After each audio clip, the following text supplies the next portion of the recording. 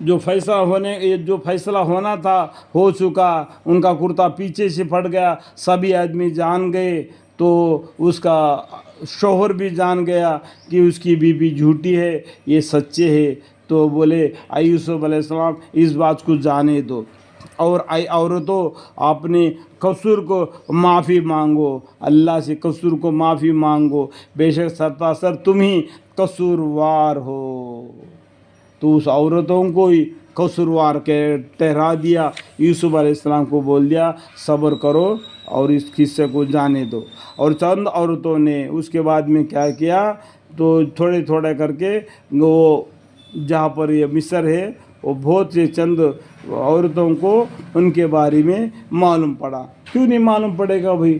اگر گھر میں کوئی لڑائی جھگڑا ہو جاتا ہے تو بہت دور دور تک پھیل جاتا ہے۔ اور چند عورتوں نے جو کہ شہر میں رہتی ہے یہ بات کہی کہ عزیز کی بیوی اپنے غلام کو اس سے اپنا مطلب حاصل کرنے کے واسطے پھسلاتی ہے، اس غلام کے عشق اس کے دل میں جگ کر گیا ہے، ہم تو اس کو سریا غلطی میں دیکھتے ہیں۔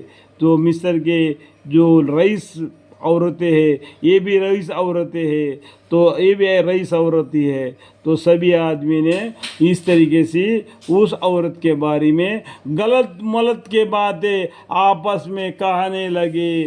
دھیرے دھیرے کر کے جو یوسف علیہ السلام کو جو پال رہی تھی اس عورت کو بھی اس کے بارے میں معلوم پڑا۔ سو جب اس عورت نے ان عورتوں کو یہ بدگوئی سنی تو کسی کے ہاتھ ان کو بلا بھیجا کہ تمہاری دعوت ہے۔ یہ عورتیں یہ گاؤں کے مجھ پر الزام ٹھہراتی ہے کہ میرے پر غلط بات کی نسبت الٹے سلٹے باتیں کہتے ہیں۔ تو وہ عورت نے کیا کیا، ان کو میرے گھر میں دعوت ہے، تم سب کو دعوت ہے آج میرے گھر میں، تم آ جاؤ کر کے ان عورتوں کو کسی کے ذریعے سے بلوا بھیج دیا، اور ان کے واسطے مند تکیہ لگائے، ان بیٹھنے کے لیے کرسیاں وغیرہ جو ہم لگاتے ہیں نا، جو مہمان آتا ہے اس طریقے سے وہ بیٹھنے کی بندوبست کر دی، اور ہر ایک کو ان میں سے ایک ایک چاقو دے دیا۔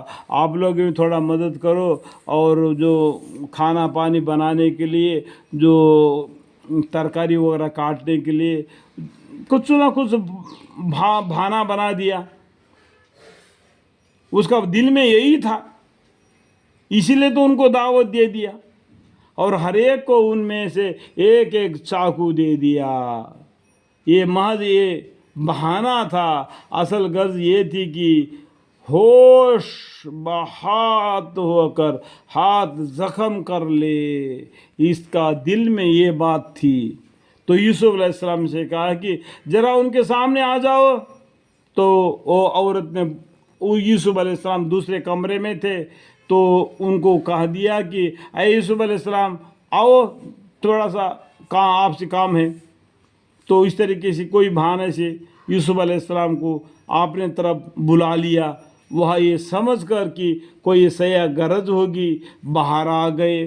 سو عورتوں میں جو ان کو دیکھا تو ان کی جمال، ان کی جوانی، ان کی صورت شکل سے حیران پریشان رہ گئے، ایسا حیران رہ گئے کہ، اور ان پر ایسی بدہوشی طاری ہوئی کہ اپنے ہاتھ کاٹ ڈالے۔